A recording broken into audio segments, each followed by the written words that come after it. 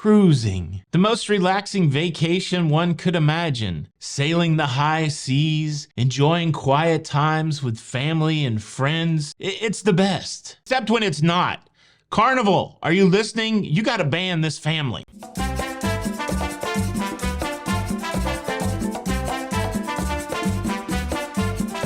Hey, what's up, everybody?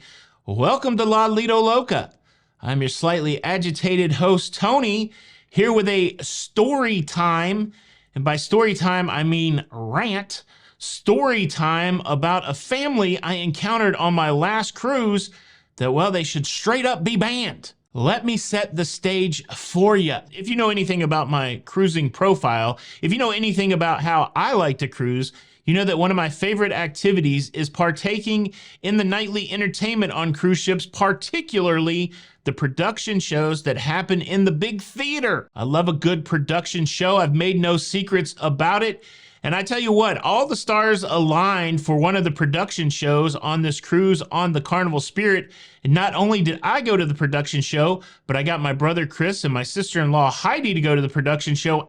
And I was able to persuade the lovely Jenny B to partake in the production show also. This was set to be a great show. 80s themed music with a production cast that had already proven that they were excellent. Good singers, good dancers, good visuals. This was going to be a great 45 minutes. And well, we entered the theater and we went through a process of deciding where to sit. And picking a seat at the theater can be somewhat like picking a grocery lane. Sometimes you pick the best grocery lane ever, and sometimes you pick a dud, and sometimes you don't know the difference between the two until it's too late. Too late to do anything about it. And well, that's a little foreshadowing that, by the end of the night, we realized we'd picked the wrong seats. Now look, I've made no bones about it. I am super protective of my nighttime production show theater experience. I got some pet peeves, all right? There's some things that rub me the wrong way. There's some things that feel like I have a burr in my saddle. If I were a cowboy, I could be a cowboy. There's some things like, number one, I do not like when people come to the show late. Well, that's not exactly true. I do not like when people come to the show late and walk all the way to the front of the theater and try to find a seat in the first or second row after they're 30 minutes late. This should never be done. It's annoying to the people that are watching the show. It's annoying to the people that are performing the show. And it really just stinks of, front row entitlement. And I don't like it. I don't like it. The number two thing that I cannot stand during a show is when they don't do any ludicrous songs. I think that every production show should have some ludicrous component to it. That's a joke. For all you people that haven't been getting the jokes lately, that's a joke. Shout out Luda. But the real pet peeve number two is I hate when people come to the show early and try to save a row of seats. I hate when the family sends like a kid down there or their old grandma, and the grandma's like, these 85 seats are taken. You can't sit here. Don't send Granny down there to save some seats, and certainly don't send Junior, because that kid doesn't stand a chance against an angry mom that's got a family of five. It's like sending sheep to the slaughter. Don't do it. And then the number three thing that really gets my back up during a show is when people talk through the show.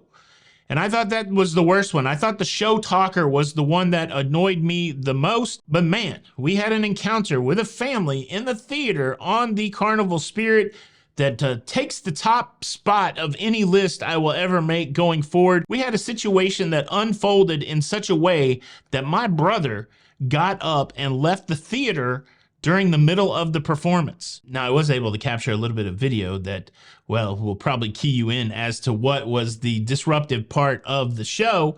Here you go. That's right, talking and shrieking from the row behind us. And look, it wasn't just one and done. The people behind us talked during the whole show, and then periodically, for no reason at all, nothing to correspond with what was happening on the stage, there would just be this shrieking. And the shrieking was followed by more talking and laughing and it was unbearable. Now, post the show and post this event, Jenny clued me into the fact that she recognized that there were 2 teenage children behind us and that the shrieker was a teenage girl. And it seemed to Jenny's observation that the girl was shrieking just to, get a reaction, just to be annoying. And she did get a reaction. So, halfway through the show, after 20 shrieks for no reason,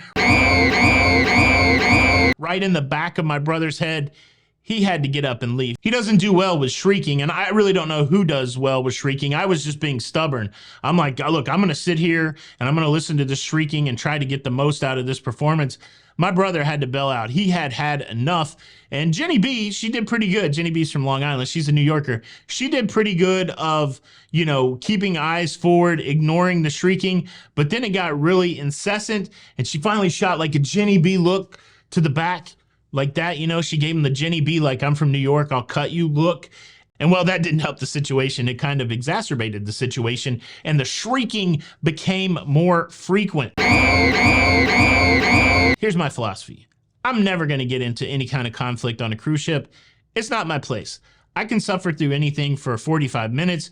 I could suffer through the shrieking. I'm not going to give these kids the satisfaction of showing that I'm upset about the shrieking. And hopefully the universe will take care of this nuisance. Hopefully somebody will report back to their parents that they have been a nuisance in the theater and it will be corrected.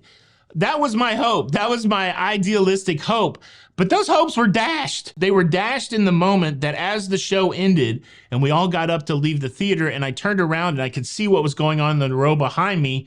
It was teenage son, teenage daughter, and the parents. The parents sat there for the whole 45 minutes and allowed those kids to talk through the whole show, and they allowed that kid to shriek for no reason. I may be overreacting. I may sound like some old man saying, get off my lawn, but holy moly, what kind of parent lets their kid act like that in the theater? I think on first blush, when you heard me say this family should be banned, you were saying, well, there's nothing that people could have done that's so extreme that they should get banned.